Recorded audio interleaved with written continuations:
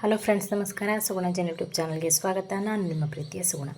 ಯಾರೆಲ್ಲ ನನ್ನ ಚಾನಲನ್ನು ಸಬ್ಸ್ಕ್ರೈಬ್ ಮಾಡ್ಕೊಂಡು ವಿಡಿಯೋ ನೋಡ್ತಿದ್ರು ಅವರೆಲ್ಲರಿಗೂ ಕೂಡ ಥ್ಯಾಂಕ್ ಯು. ಹಾಗೆಯೇ ಯಾರೆಲ್ಲ ನನ್ನ ಚಾನಲನ್ನು ನೀವು ಸಬ್ಸ್ಕ್ರೈಬ್ ಮಾಡದೆ ವಿಡಿಯೋ ನೋಡ್ತಿದ್ರು ಪ್ಲೀಸ್ ಸಬ್ಸ್ಕ್ರೈಬ್ ಮಾಡ್ಕೊಳ್ಳಿ. ನಾನಿವತ್ತೊಂದು ಹೆಲ್ದಿಯಾದಂತಹ ಒಂದು ಲಂಚ್ ಸೈಡ್ ಡಿಶ್ ಅಥವಾ ದೋಸೆಗೆ, ಚಪಾತಿಗೆ, ಅನ್ನಕ್ಕೆ ಯಾವುದಕ್ಕಾದರೂ ಕೂಡ ನೀವು ಇದನ್ನು ಮಾಡ್ಕೊಳ್ಬೋದು, ಲಂಚ್ಕೊಳ್ಬೋದು.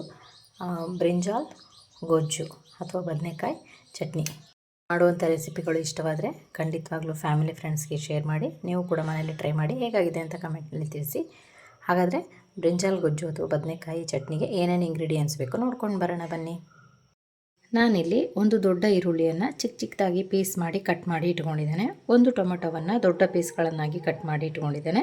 ಹಾಗೆಯೇ ಒಂದು ದೊಡ್ಡ ಬದನೆಯನ್ನು, ಬ್ರಿಂಜಾಲನ್ನು ನಾನು ಈ ರೀತಿಯಾಗಿ ಉದ್ದವಾಗಿ ಕಟ್ ಮಾಡಿ ಇಟ್ಕೊಂಡಿದ್ದಾನೆ. ಹಾಗೆಯೇ ಉಪ್ಪು, ಹಾಗೆಯೇ ಒಂದು ಚಿಟಿಕೆ ಆಗುವಷ್ಟು ಅರಿಶಿಣ, ಒಂದು ಅರ್ಧ ಸ್ಪೂನ್ ಆಗುವಷ್ಟು ಅಚ್ಚ ಖಾರದ ಪುಡಿ, ಹಾಗೆಯೇ ಒಂದು 1/4 ಟೀ ಸ್ಪೂನ್ ಆಗುವಷ್ಟು ಗರಂ ಮಸಾಲೆ, ಒಂದು ಅರ್ಧ ಸ್ಪೂನ್ ಆಗುವಷ್ಟು ಧನಿಯಾ ಪೌಡರ್, ಹಾಗೆಯೇ ಒಂದು ಅರ್ಧ ಸ್ಪೂನ್ ಆಗುವಷ್ಟು ಜೀರಿಗೆ, 3 ಬೆಳ್ಳುಳ್ಳಿ, ಹಾಗೆಯೇ ಒಂದು ಹಸಿರು ಮೆಣಸಿನಕಾಯಿ ತೊಗೊಂಡಿದ್ದೀನಿ. ತುಂಬ ಖಾರ ಇದೆ, ಹಾಗಾಗಿ ನಾನು ಅಚ್ಚ ಖಾರದ ಪುಡಿ ಕ್ವಾಂಟಿಟಿಯನ್ನು ಕಡಿಮೆ ತೊಗೊಂಡಿದ್ದೇನೆ. ನೀವೇನಾದರೂ ಹಸಿರು ಮೆಣಸಿನಕಾಯಿ ತುಂಬ ಖಾರ ಇದೆ ಅಂತ ಅನಿಸಿದರೆ ಅಚ್ಚ ಖಾರದ ಪುಡಿ ಕ್ವಾಂಟಿಟಿಯನ್ನು ಸ್ವಲ್ಪ ಜಾಸ್ತಿ ತೊಗೊಳ್ಬೋದು. ಮೊದಲನೇದಾಗಿ ನಾವು ಬದನೆಕಾಯಿ ಮತ್ತು ಟೊಮೆಟೊವನ್ನು ಎಣ್ಣೆಯಲ್ಲಿ ಚೆನ್ನಾಗಿ ಬೇಯಿಸ್ಕೊಳ್ಬೇಕು. ನಾನಿಲ್ಲೊಂದು ಫ್ರೈ ಪ್ಯಾನನ್ನು ಇಟ್ಕೊಂಡಿದ್ದೇನೆ. ಅದಕ್ಕೆ ಸ್ವಲ್ಪ ಒಂದು 4 ರಿಂದ 5 ಸ್ಪೂನ್ ಆಗುವಷ್ಟು ಕೊಕೊನಟ್ ಆಯಿಲನ್ನು ಯೂಸ್ ಮಾಡಿದ್ದೇನೆ. ನೀವು ಯಾವ್ದು ಬೇಕಾದರೂ ಯೂಸ್ ಮಾಡ್ಬೋದು. ಅದಕ್ಕೆ ನಾನು ಬದನೆಕಾಯಿ ಬ್ರಿಂಜಾಲ್ ಏನಿತ್ತು ಅದನ್ನು ನೀರಿನಲ್ಲಿ ನೆನೆ ಇಟ್ಕೊಂಡಿದ್ದೆ, ಯಾಕಂದರೆ ಕಪ್ಪಾಗಬಾರ್ದು ಅನ್ನೋ ಕಾರಣಕ್ಕೆ. ಈಗ ಒಂದು ಟೊಮೆಟೊವನ್ನು ಹಾಕಿ ಸ್ವಲ್ಪ ಉಪ್ಪನ್ನು ಹಾಕ್ತಾಯಿದ್ದೇನೆ, ಬೇಗ ಬೇಯಲಿ ಅನ್ನೋ ಕಾರಣಕ್ಕೆ. ನಾವು ಮತ್ತೆ ಬೇಕಾದರೆ ಕ್ವಾಂಟಿಟಿಯನ್ನು ಹೆಚ್ಚು ಕಡಿಮೆ ಮಾಡ್ಕೊಳ್ಬೋದು. 1 ಸ್ಪೂನ್ ಆಗುವಷ್ಟು ಉಪ್ಪನ್ನು ಹಾಕಿ ಚೆನ್ನಾಗಿ ಇದನ್ನು ಒಮ್ಮೆ ಫ್ರೈ ಮಾಡಿ ಚೆನ್ನಾಗಿ ಇದನ್ನು ಬೇಯಿಸ್ಕೊಳ್ಬೇಕು. ಇದು ಬದನೆಕಾಯಿ ಕಲರ್ ಚೇಂಜ್ ಆಗುತ್ತೆ, ಸಾಫ್ಟ್ ಆಗುತ್ತೆ, ಅಲ್ಲಿವರೆಗೆ ನಾವು ಬೇಯಿಸ್ಕೊಳ್ಬೇಕು. ಸ್ವಲ್ಪ ಎಣ್ಣೆ ಕ್ವಾಂಟಿಟಿಯನ್ನು ಜಾಸ್ತಿ ಬೇಕಾಗುತ್ತೆ. ಬೇಡ ಅನ್ನೋರು ನೀರನ್ನು ಕೂಡ ಹಾಕ್ಬೋದು, ಬಟ್ ಎಣ್ಣೆಯಲ್ಲೇ ಬಂದರೆ ಟೇಸ್ಟ್ ಜಾಸ್ತಿ. ಬಟ್ ನಾನು ಸ್ವಲ್ಪ ನೀರನ್ನು ಆ್ಯಡ್ ಮಾಡಿ ಹಾಗೆ ಲಿಡ್ಡನ್ನು ಕ್ಲೋಸ್ ಮಾಡಿ ಚೆನ್ನಾಗಿ ಸಾಫ್ಟ್ ಆಗೋವರೆಗೆ ಇದನ್ನು ನಾನು ಕುಕ್ ಮಾಡ್ಕೊಳ್ತೇನೆ. ಓಕೆ, ಇದೀಗ ನೋಡ್ಬೋದು ಈ ರೀತಿಯಾಗಿ ಸಾಫ್ಟಾಗಿ ಬೆಂದಿದೆ. ಇದನ್ನೊಂದು ಪಾತ್ರೆಗೆ ನಾವು ನೋಡ್ಬೋದು. ಟೊಮೆಟೊ ಕೂಡ ಸಾಫ್ಟಾಗಿದೆ, ಬದನೆ ಕೂಡ ಹೀಗೆ ಮುಟ್ಟಿದರೆ ಕಲರ್ ಕೂಡ ಚೇಂಜ್ ಆಗಿದೆ. ಇದನ್ನೀಗ ಒಂದು ನಾವು ಪಾತ್ರೆಗೆ ಸರ್ವ್ ಮಾಡ್ಕೊಳ್ಳೋಣ, ತೆಗೆದಿಟ್ಕೊಳ್ಳೋಣ, ಮತ್ತು ಒಗ್ಗರಣೆಯನ್ನು ಮಾಡ್ಕೊಳ್ಳೋಕ್ಕಾಗುತ್ತೆ. ನಾನೊಂದು ಮತ್ತು ಫ್ರೈಯಿಂಗ್ ಪ್ಯಾನ್ ಏನಿತ್ತು ಅದನ್ನು ಇಟ್ಕೊಂಡಿದ್ದೇನೆ. ಇದಕ್ಕೀಗ ನಾವು ಒಂದು ಹಸಿಮೆಣಸಿನಕಾಯಿ ಏನಿತ್ತು ಅದನ್ನು ಹಾಕ್ಕೊಳ್ತಿದ್ದೇನೆ. ತುಂಬ ಖಾರ ಇದೆ ಹಾಗಾಗಿ.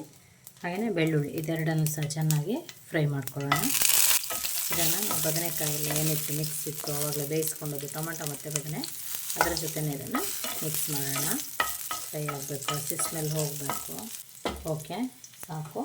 ಇದನ್ನೀಗ ನಾವು ಬ್ರಿಂಜಾಲ್ ಮತ್ತು ಟೊಮೆಟೊ ಏನು ಬೇಯಿಸಿಟ್ಕೊಂಡಿದ್ವಿ ಅದಕ್ಕೆ ಹಾಕ್ತೇನೆ. ಅದೇ ಫ್ರೈಯಿಂಗ್ ಪ್ಯಾನ್ ಇಟ್ಕೊಂಡಿದ್ದೇನೆ, ಅದೇ ಎಣ್ಣೆನ ಹಾಕಿದ್ದೇನೆ, ಎಕ್ಸ್ಟ್ರಾ ಹಾಕಲಿಲ್ಲ. ಇದಕ್ಕೀಗ ಸ್ವಲ್ಪ ಈರುಳ್ಳಿಯನ್ನು ಕಟ್ ಮಾಡಿ ಇಟ್ಕೊಂಡಿದ್ವಿ ಅದನ್ನು ಹಾಕೋಣ.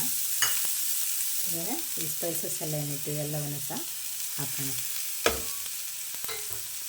ಇದನ್ನು ಎಣ್ಣೆಯಲ್ಲಿ ಚೆನ್ನಾಗಿ ಬೇಯಿಸ್ಕೊಳ್ಳೋಣ. ಈರುಳ್ಳಿಯನ್ನು ನಾವೇನು ಒಗ್ಗರಣೆಯಲ್ಲಿ ಬೇಯಿಸ್ಕೊಳ್ತಾ ಇದ್ದೇವೆ. ಈಗ ಟೈಮ್ ಇದೆ, ಅಲ್ಲಿವರೆಗೂ ನಾವು ಇದರದ್ದು ಬ್ರಿಂಜಾಲಿದು ಎಲ್ಲವನ್ನು ಸಿಪ್ಪೆ ತೆಗೆದು, ಟೊಮೆಟೊ ಮತ್ತು ಬ್ರಿಂಜಾಲಿದು ಮೇಲ್ಗಡೆ ಈ ರೀತಿಯಾದಂಥ ಸಿಪ್ಪೆಯನ್ನು ತೆಗೆದು ಇಟ್ಕೊಳ್ಳೋಣ.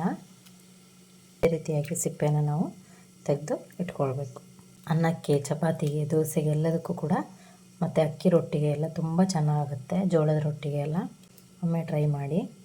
ಅದಕ್ಕೆ ನಾನು ಬ್ರಿಂಜಾಲ್ ಮತ್ತು ಟೊಮೆಟೊದು ಸಿಪ್ಪೆಯನ್ನು ತೆಗೆದು ಇಟ್ಕೊಂಡಿದ್ದೇನೆ. ಇದನ್ನೀಗ ಸ್ಮ್ಯಾಶರಲ್ಲಿ ಚೆನ್ನಾಗಿ ಸ್ಮ್ಯಾಶ್ ಮಾಡ್ಕೋಬೇಕು. ಬದನೆ, ಟೊಮೆಟೊ ಮತ್ತು ಹಸಿಮೆಣಸಿನ್ಕಾಯಿ ಮತ್ತು ಬೆಳ್ಳುಳ್ಳಿ ತಿನ್ನಲ್ಲ ಅನ್ನೋರು ಸ್ಕಿಪ್ ಮಾಡ್ಬೋದು. ಈ ರೀತಿಯಾಗಿ ನಾನು ಸ್ಮ್ಯಾಶ್ ಮಾಡ್ಕೊಂಡಿದ್ದೇನೆ. ಈಗ ನಾವೇನು ಸ್ಮ್ಯಾಶ್ ಮಾಡ್ಕೊಂಡಿದ್ವಿ ಮಿಶ್ರಣವನ್ನು, ನಾವು ಈರುಳ್ಳಿಯನ್ನು ಏನು ಒಗ್ಗರಣೆ ಬೇಯಿಸ್ಕೊಂಡಿದ್ವಿ ಅದಕ್ಕೆ ಹಾಕೋಣ. ಹಾಕಿದರೆ ಸ್ವಲ್ಪ ನೀರನ್ನು ಆ್ಯಡ್ ಮಾಡಬೇಕು. ಇದನ್ನು ಚೆನ್ನಾಗಿ ಮಿಕ್ಸ್ ಕೊಡಿ. ಇದನ್ನು ಫುಲ್ ಎಣ್ಣೆಯಲ್ಲೇ ಮಾಡ್ತಾರೆ, ಬಟ್ ನಾನು ಇದಕ್ಕೆ ಸ್ವಲ್ಪ ಫುಲ್ ಎಣ್ಣೆ ಬೇಡ ಅನ್ನೋ ಕಾರಣಕ್ಕೆ ಸ್ವಲ್ಪ ನೀರನ್ನು ಕೂಡ ಮಾಡಿದ್ದೇನೆ. ಇದೀಗ ಚೆನ್ನಾಗಿ ಒಂದು ಸರಿ ಬಾಯ್ಲ್ ಆಗಬೇಕು. ಬೇಕಿದ್ದರೆ ಉಪ್ಪು ಸಾಕಾಗಲಿಲ್ಲ ಅಂದರೆ ನೀವು ನೋಡಿ ಆ್ಯಡ್ ಮಾಡ್ಬೋದು. ನಾನು ಬೇಯಿಸುವಾಗ ಸಾಕಿದೆ, ಈಗ ಸ್ವಲ್ಪ ಹಾಕ್ತಾಯಿದ್ದಾನೆ. ಮತ್ತೆ ಸಾಕಾಗಲಿಲ್ಲ ಅಂದರೆ ಆ್ಯಡ್ ಮಾಡ್ಕೊಳ್ಬೇಕು. ಚೆನ್ನಾಗಿ ಮಿಕ್ಸ್ ಕೊಟ್ಟಿದ್ದು ಚೆನ್ನಾಗಿ ಮಿಕ್ಸ್ ಆಗಲಿಕ್ಕೆ ಬಿಡೋಣ.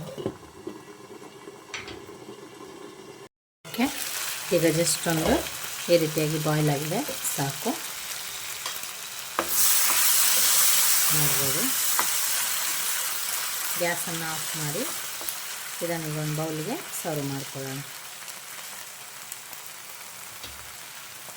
ಓಕೆ, ಬ್ರಿಂಜಾಲ್ ಗೊಜ್ಜು ಅಥವಾ ಬದನೆಕಾಯಿ ಚಟ್ನಿ ರೆಡಿಯಾಗಿದೆ. ನೀವು ಕೂಡ ಮನೆಯಲ್ಲಿ ಟ್ರೈ ಮಾಡಿ ಹೇಗಾಗಿದೆ ಅಂತ ಕಮೆಂಟ್ನಲ್ಲಿ ತಿಳಿಸಿ. ವಿಡಿಯೋವನ್ನು ನೋಡಿದ್ದಕ್ಕಾಗಿ ಧನ್ಯವಾದಗಳು. ಇನ್ನೊಂದು ಹೊಸ ವಿಡಿಯೋದೊಂದಿಗೆ ನಿಮ್ಮನ್ನು ಭೇಟಿ ಆಗ್ತೇನೆ.